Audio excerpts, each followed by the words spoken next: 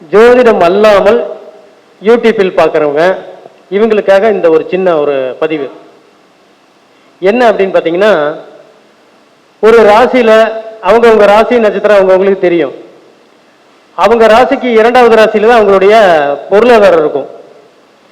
அவங்க ராசிக்கு 3வது இடத்துல தான் அவங்களுடைய முயற்சி இருக்கும். அவங்க ராசிக்கு 4ஆம் இடத்துல தான் அவங்களுடைய சுகம் இருக்கும். அவங்க ராசிக்கு 5ஆம் இடத்துல தான் அவங்களுடைய கௌரவம், புகழ், செல்வாக்கு இருக்கும். இப்படி எங்களுக்கு ஒரு கணக்கு இருக்கு ஜோதிடத்துல. இப்ப நம்ம சொல்றது என்னன்னா, நீங்க மேசராசி அப்படின்னா ரிஷபராசி மூலமா தான் உங்களுடைய பணம் வரும். உங்க பொருளாதாரம் மேலே ஏறுது ரிஷபராசியில தான் ஏறும். அப்படின்னா ரிஷபம்னா என்ன, ரிஷபராசினா என்ன பவர், என்ன மாதிரி வேலை செய்யணும் அப்படின்னு சொல்லி பாத்தீங்கன்னா, ரிஷபராசிங்கிறது குடும்பஸ்தானத்தை குறிக்கிறது. குடும்பத்தில் பகைமை பாராட்டாமல் இருக்கும் மேசராசிக்காரர்களுக்கு பொருளாதாரம் மிக விரைவில் அதிக அளவு சேரும். அப்ப குடும்பத்துல எந்த சூழ்நிலையிலும் வாக்குவாதத்தில் ஈடுபடாமல் இருந்தால் மேசராசிக்காரங்களுக்கு பொருளாதார கஷ்டமே கிடையாது. அதே மாதிரி ரிஷபராசிக்கு எடுத்துக்கிட்டீங்கன்னா, ரிஷபராசிக்கு மிதுன ராசி 2ஆம் இடமா வருது. அப்ப ரிஷபராசியில பிறந்தவங்க தொலை தொடர்பு துறையில பெரிய அளவுல சம்பாதிக்க முடியும். இந்த மீடியா, வாட்ஸ்அப்பு, இன்ஸ்டா, பேஸ்புக்கு இந்த மாதிரி இதுல அதிகமா சம்பாதிக்கிறவங்க ரிஷபராசிக்காரங்க. அவங்களுக்கு அதுல பொருளாதாரம் வரும். அதே மாதிரி பாத்தீங்கன்னா மிதுன ராசிக்காரங்களை பொறுத்த வரைக்கும் பாத்தீங்கன்னா கடகராசி 2ஆம் இடமா வருது. அவங்களுக்கு பொருளாதாரம் நல்ல முறையில வர்றதுக்கு அவங்க பொருளாதார விஷயமா வெளியே போகும்போதும் சரி, அதை விஷயமா பேசும்போதும் சரி, அவங்க நீர்மோர் எடுத்து உணவா சாப்பிட்டு பேசுனாங்க அப்படின்னா கண்டிப்பா நிச்சயம் நல்லா இருக்கும். அவங்களுக்கு நீர்த்தன்மை அவங்களுக்கு பொருளாதாரத்தை மிக பெரிய அளவில் தரும். இந்த மாதிரி ஒவ்வொரு ராசிக்கும் உண்டு, ஒவ்வொரு நட்சத்திரத்துக்கும் உண்டு. ஒவ்வொரு நட்சத்திரத்துக்கும் அந்த நட்சத்திரத்தை தெரிஞ்சவங்க தினசரி காலண்டர்ல பாத்தீங்கன்னா தேதியை பார்க்குறோம், கிழமையை பார்க்குறோம், அதோட மறந்துடுறோம். அதுக்கு கீழே இருக்கக்கூடிய ஒரு சின்ன பேராகிராஃப் படிங்க.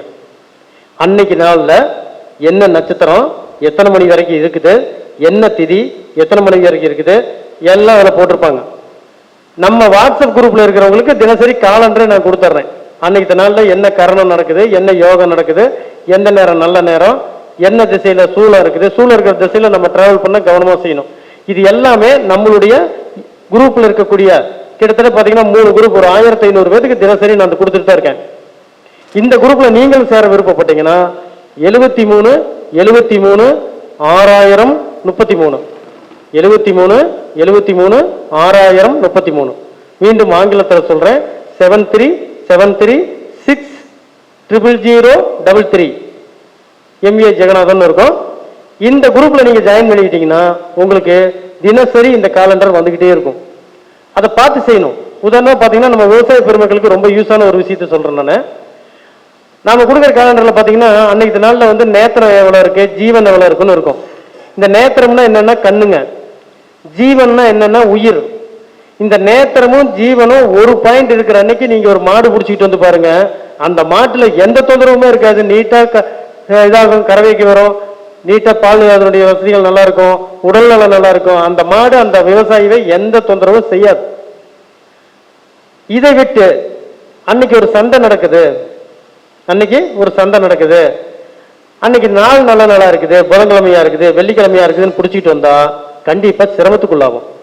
இதை வந்து நீங்க ஒவ்வொரு தடவைக்கும் போய் ஜோசியரை பார்த்து கேட்டுக்க வேண்டியதில்லை. அதுக்காகத்தான் இந்த லிங்கை நான் உங்களுக்கு தரேன். இந்த லிங்கை பார்த்து நீங்க அதை தெரிஞ்சுக்கலாம். அதே மாதிரி உங்க நட்சத்திரத்துக்கு அடுத்து வரக்கூடிய நட்சத்திரத்தை நீங்க தெரிஞ்சு வச்சிருக்கணும். இப்ப நீங்க வந்து அஸ்வினி நட்சத்திரத்துல பிறந்திருக்கீங்க அப்படின்னா பரணி நட்சத்திரங்கிறது உங்களுக்கு அடுத்து வர்ற நட்சத்திரம், 2வது நட்சத்திரம் அப்படின்னு. அதுல என்ன இருக்குது அப்படின்னு கேட்டீங்கன்னா, அந்த 2வது நட்சத்திரத்தின் மூலமா தான் உங்களுக்கு பணம் வரும். உங்களுக்கு இருக்கக்கூடிய பல தேவைகளையும் பூர்த்தி செய்யக்கூடிய அந்த மகாலட்சுமியுடைய அம்சமான பணம் வந்து இத 2வது நட்சத்திரத்து மூலமா தான் வரும்.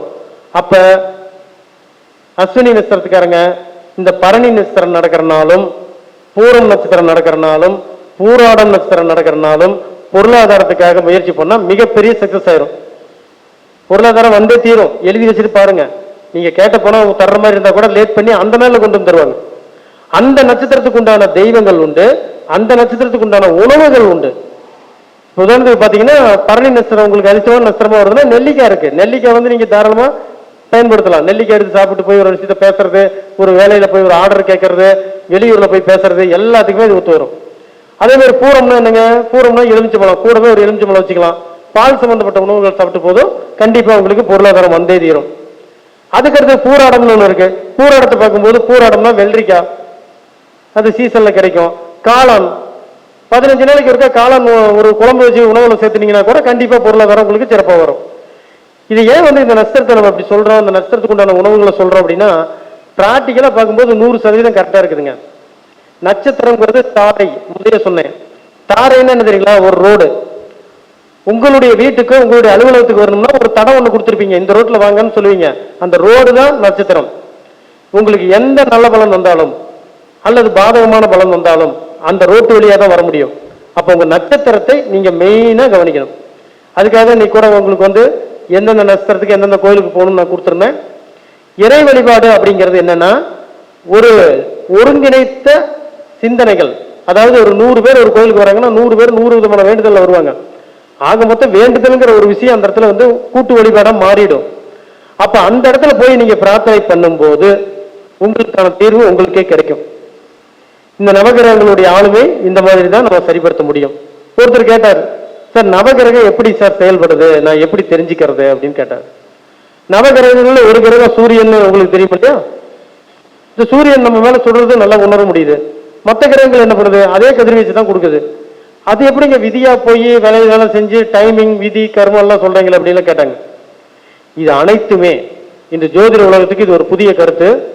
நவகிரகங்கள் அனைத்தும் காற்றின் மூலமாக தான் செயல்படுகிறது. எப்படிங்க காத்து மூலமா செயல்படுது? திதி தானே காத்துன்னு சொன்னாங்க நம்ம நினைப்போம். நவகிரகங்கள் காற்றின் மூலமாக சுவாசமாக உள்ள மூளையில ஆக்சிஜனா மாறி அந்த தன்மையை தான் நம்ம முடிவுகள் எடுக்கும் தன்மையா மாத்துது. ஒருத்தர் ஒரு இடத்த 4 வருஷம் தரமாட்டேங்கிறார் கூட பிறந்த தம்பிக்கே. ஆனா 5வது வருஷம் தரார். ஏன் எப்படி தர்றாரு? அந்த 5வது வருஷம் அவருடைய எண்ணங்களும் அவருடைய வாழ்க்கை முறையும் மாறுது. போன வருஷம் இருந்த மாதிரி இந்த வருஷம் ஒருத்தருடைய மனநிலை இருக்காது. அடுத்த வருஷம் கண்டிப்பா அந்த மாதிரி இருக்காது. உடல்நிலை மாறுற மாதிரியே மனநிலையும் மாறும், விதியும் மாறும். அதை ஒரு 6 மாதத்துக்கு ஒருக்கா அல்லது 1 வருடத்துக்கு ஒருக்கா உங்களுடைய ஜோதிடர்கிட்ட கொடுத்து ஒரு கிளான்ஸ் பார்த்துக்குங்க. நிச்சயமாக பாதகமான தசாபுத்தியா இருந்தா கண்டிப்பா அவர் சொல்றதை கேளுங்க. சொல்லக்கூடிய கோயில்கள் மற்றது கோயில் இறை வழிபாட்டில் இருந்தா செய்யலாம், இல்லாட்டி ஐயா சொன்ன மாதிரி மரங்களுக்கு செய்யலாம். எப்படி செஞ்சாலும் சரி, கோயில்ல பாத்தீங்கன்னா 3 விஷயத்தை நீங்க கவனிக்கணும். ஒண்ணு மூலவர், அதாவது நம்ம கும்பிடக்கூடிய கடவுள் சாமி இருக்கார். இன்னொன்னு உற்சவர், இன்னொன்னு கொடிமரம், அதோட சேர்ந்த ஸ்தல மரம்.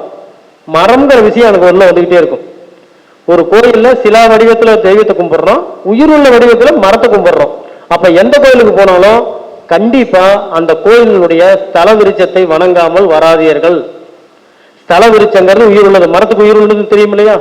ஸ்தல விருட்சத்தை தேர்வு செய்யறாங்கன்னா அதுல ஒரு காரணம் இருக்கும். அந்த ஸ்தல விருட்சத்தை தொட்டு வழிபாடு பண்ணலாம். அந்த ஸ்தல விருட்சத்தை வழிபாடு பண்றது மூலமாக அந்த கோயிலுடைய ஆளுமையும் நம்ம வாங்கிக்கலாம்.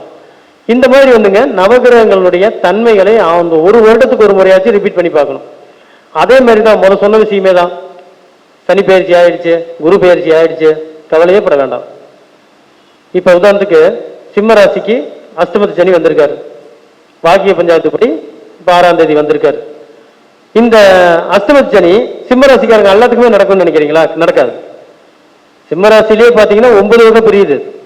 எல்லாமே சிம்ம ராசி அல்ல. சிம்ம ராசியா இருந்து அவருக்கு மீன ராசியில் ஒரு கிரகம் உட்கார்ந்து இருந்தா அவருக்கு அந்த அஷ்டமத்து சனி நடக்கும். அது எப்படி நடக்கும்? அந்த உட்கார்ந்து இருக்கிற கிரகம் சுக்கிரனாவோ குருவாகவோ புதனாகவோ இருந்தால் கூட தப்பிச்சிருவாங்க. அதனால சனி பயிற்சி ஆயிடுச்சு, அஷ்டமத்து சனி வந்துருச்சு, 7.5 சனி வந்துருச்சுன்னு சொல்லி கலவரப்பட வேண்டாம். என்ன கோச்சார பலன்கள் இருந்தாலும் தசாபுத்தியை அனுசரிச்சு தான் நடக்கும் அப்படிங்கிற விஷயத்தையும் நம்ம தெரிஞ்சுக்கிறோம். அதுக்கு அடுத்தபடியா பார்க்கும்போது ஒவ்வொருத்தருடைய ராசிக்கும் தகுந்த வாசல் தெரிஞ்சு வச்சுக்கோங்க. இது ஒரு பேசிக்கான விஷயம். ஏன்னா வாசல் சம்பந்தப்பட்ட ஒரு சின்ன குறிப்பு இது. சாதாரணமா நான் சொல்றேங்களே, இப்ப மேசராசினா நம்ம எந்த வாசல்ல கூடியிருப்போம்? நம்ம கணக்கு போட்டு பார்ப்போம். 5 இருந்து எடுக்கும்போது 4வது ராசி கரகம் வருது, அதனால மேசராசிக்காரங்க வடக்கு வாசல்ல இருக்கலாம் அப்படின்னு எடுக்கிறோம். ஆக்சுவலா அப்படி எடுக்க வேண்டாம். வாஸ்துவும் ஜோதிடத்தையும் ஒருங்கிணைச்சு எடுத்த ஒரு சில விஷயங்கள். கிட்டத்தட்ட இது பல வருஷங்களா செய்த ஆய்வு, 30 வருட ஆய்வு, பல வருஷமா செய்த ஆய்வு. இதனுடைய ரிசல்ட் என்னன்னு கேட்டீங்கன்னா, மேசராசியில என்ன கிரகம் உச்சமடையும் அப்படின்னு எடுக்கணும். மேசராசியில என்ன கிரகம் உச்சடையும்? சூரியன் தான் உச்சடையும். அப்ப மேசராசிக்காரங்க கிழக்கு வாசல்ல இருந்தாதான் யோகம். இப்படி எடுக்கணும். ரிஷப ராசியில என்ன உச்சமடையும்? சந்திரன். சந்திரனுக்கு உண்டான திசையில தான் இருக்கணும். மிதுன ராசியில என்ன இருக்கும்? மிதுன ராசி உச்சமடையிலேயே கார்னர் வீட்டுல இருக்கணும். ரெண்டு திசை, ரெண்டு பக்கமும் வாசல் இருக்கக்கூடிய வீட்டுல இருக்கணும். கடகராசிக்கு போகும்போது கடகராசியில குரு உச்சமடைகிறாரு. குருவோட திசை எது? வடக்கு. அப்ப கடகராசிக்காரங்களுக்கு தான் வடக்கு திசை பக்கம் வேலை செய்யும். எல்லாத்துக்குமே வடக்கு வாசல் வைக்கிறேன், வடக்கு வாசல், தயவு செஞ்சு அப்படி செய்யவே செய்யாதீங்க. ரிஷபம், கன்னி, மகரம், இந்த 3 ராசிக்காரங்களுக்கு தெற்கு வாசலே யோக வாசல். ரிஷபம், கன்னி, மகரம். ரிஷப ராசிக்காரங்களா தெற்கு வாசல் இருங்க, கண்டிப்பா நல்லா இருக்கும். கன்னி ராசிக்காரங்களா தெற்கு வாசல்ல இருங்க, நிச்சயமா நல்லா இருக்கும். மகர ராசிக்காரங்க தெற்கு வாசல்ல இருங்க. ஆனா இவங்க என்ன செஞ்சிடறாங்க, பேசிக்கா வந்து கிழக்கு வாசலும் வடக்கு வாசலும் அதிர்ஷ்டம்னு சொல்லிட்டு ஒரு பிளாட் வாங்கினா கூட கிழக்கு பிளாட் வடக்கு பிளாட்னு வாங்குறாங்க. இது அவங்களுக்கு செல்லுபடி ஆகாது. இது பிராக்டிக்கலா நம்ம வாஸ்து பார்க்கறதுல நிறைய விஷயங்கள் அதை பார்த்துட்டு தான் வரோம். தவறான செலக்ஷன்ல நம்ம வாசலோ அல்லது பிளாட்டையோ வாங்கிட்டோம்னா கண்டிப்பா நாம அடுத்த தலைமுறைக்கு அதை கொண்டு போக முடியாது. நம்ம காலத்திலேயே அது கைவிட்டு போகக்கூடிய சூழ்நிலைகள் வந்துடும். இந்த சொத்து விற்கிறது, இடம் வாங்கிட்டேன், இடத்த விற்க முடியல, இப்படிதான் சொல்லிட்டு இருக்காங்க பார்த்தீங்களா. இவங்க எல்லாத்துக்குமே சொல்லக்கூடிய ஒரு விஷயம் என்ன அப்படின்னா, ஒருத்தர் இடத்தை எப்ப வேணாலும் வாங்கலாம், ஆனா எப்ப வேணாலும் விற்க முடியாது. அதுங்க விலை சொன்னா வித்துட்டு போகுது நினைக்கும், கண்டிப்பா முடியாது. இடம் விற்க முடியலன்னு என்கிட்ட வர்றவங்க ஒரு மாசத்துக்கு எத்தனை பேர் தெரியுங்களா?